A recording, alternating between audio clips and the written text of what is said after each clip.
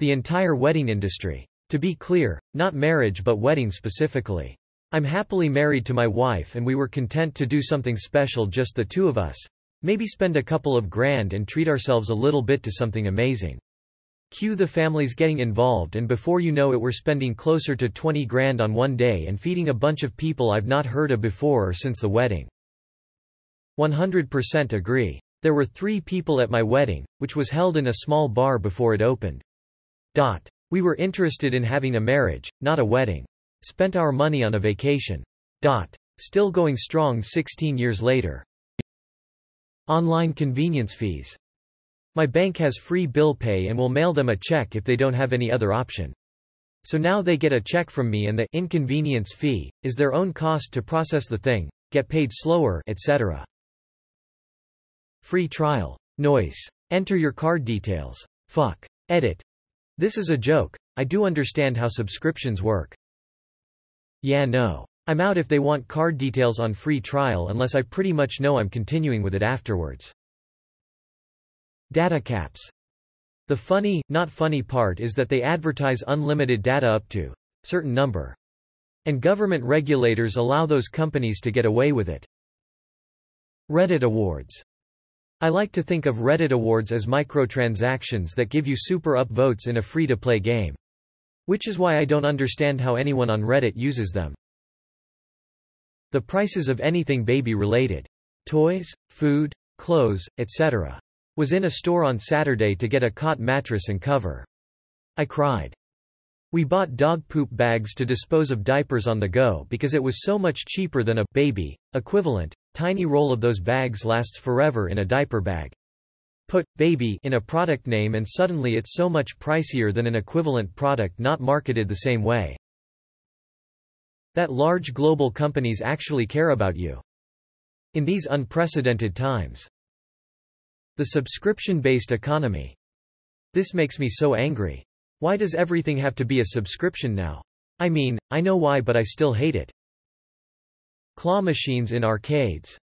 Specifically, they're programmed to pay out after X number of dollars.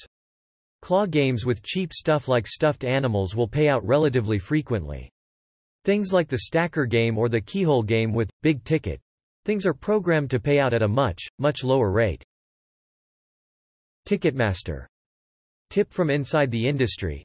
TM has a deal with Groupon that makes selling tickets there super easy. Always check Groupon for the show before buying through Ticketmaster. Paying exorbitant amounts of money for health insurance, and still having to pay boatloads of cash for any hospital visits. And then being denied coverage or charged extra because of some loophole or technicality. Oh yes, that hospital takes your insurance, but the visiting physician that day is with an organization that's out of network sue. Fucking hell, how are we supposed to know that? Hustle culture. Bought a gold membership in a greeting card MLM so I could send unlimited custom cards.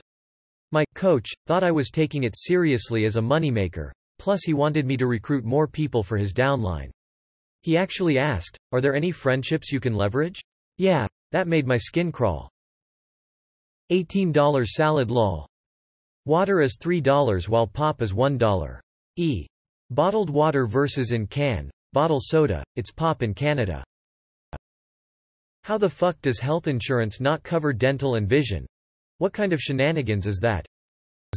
Didn't you hear? Teeth are your luxury bones. Buying a star and naming it. A waste of your cash and time. The only organization that can name a star is International Astronomical Union. Besides, you can do it for yourself for free in your backyard. No one's gonna know if you renamed Beetlejuice Marty, that's between you two. That the fashion industry is anything other than planned obsolescence, designed simply to get people to spend money for no reason. I've noticed even my recent buys of simple t-shirts will degrade much faster than a decade ago. I still have a shirt from JCPenney I got 16 years ago that hasn't faded, thinned out, or much else. That shirt from 2 years ago though? Insta holes. Click here to unsubscribe to this email notification. I clicked. Hope I never hear from you again. That saving the earth is in the hands of consumers and not big companies.